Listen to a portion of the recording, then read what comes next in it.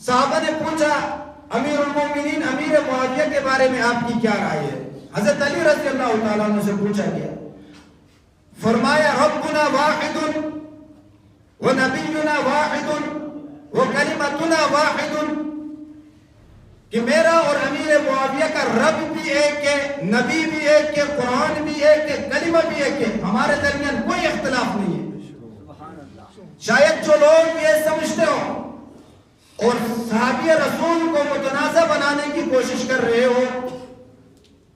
کہ امیر معاویہ رضی اللہ تعالیٰ کو متنازع بنائے جائیں، تو پھر قرآن کا کیا ہوگا؟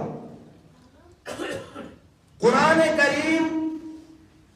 کو لکھوانے کے لیے، قرآن مجید کو تحریر کروانے کے لیے سیدنا امیر معاویہ رضی اللہ تعالیٰ کا انتخاب رسول اللہ نے فرمایا، اور قرآن مجید کہتا ہے فی صحف مکرمہ مرفوعۃ مطہرہ بأیدی سفرہ، کہ قرآن پاک کے اسے چھونے والے بھی پاک کی ضرورت ہے، اسے ان ہاتھوں نے لکھا ہے جو پاک ہاتھ تھے۔ پوری دنیا کی تاریخ ہے جن مؤرخین نے جنگ صفین کے آڑے ہاتھوں لے کر امیر معاویہ رضی اللہ تعالیٰ عنہ کو تبرہ کرتے ہیں اور ان کے یوم وفات پر کنڈے بنا کر تقسیم کرتے ہیں۔ ایک طرف ان تمام فتنہ پرور لوگ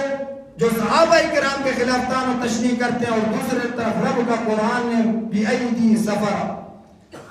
قرآن مجید جن کی گواہی دے وَالَّذِينَ اتَّبَعُوهُمْ بِإِحْسَانٍ رَضِيَ اللَّهُ عَنْهُمْ وَرَضُوا عَنْهُ وَكُلًّا وَعَدَ اللَّهُ الْحُسْنَى، جن کے بارے میں رب کا قرآن گواہی دے، اور 1400 صدی کے بعد ایک فتنہ ور اٹھ کر، ایک رافضی اٹھ کر اس صحابی کے اوپر طعن و تشنیع کریں، یہ کیسے مسلمان گوارا کر سکتے؟